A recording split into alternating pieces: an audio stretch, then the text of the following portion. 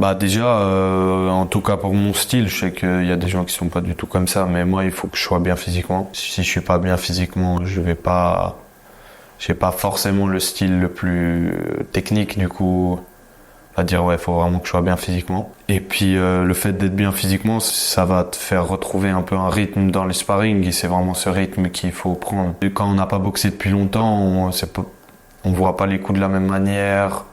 Ouais, c'est vraiment un rythme comme si on était à contretemps quand on dansait. Et du coup, il faut retrouver ça, et ça, c'est en pratiquant directement en sparring.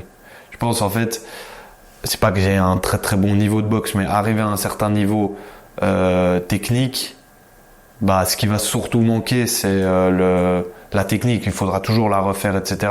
Mais ce qui va surtout manquer, c'est de l'appliquer en sparring. Et pour l'appliquer en sparring, il faut être bien physiquement.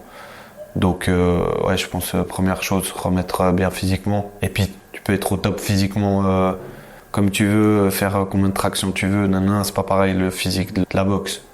Donc, réussir à se mettre bien physiquement dans la boxe, à reprendre les sparring, retravailler des choses techniques, mais plus spécifiques.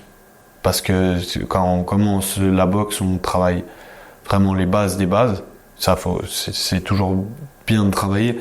Mais je sais pas, tu peux avoir un petit défaut sur ta gauche et donc retravailler la gauche. Mais ça, si t'as pas de défaut là, ça sert à rien de la retravailler. Donc un travail technique plus spécifique.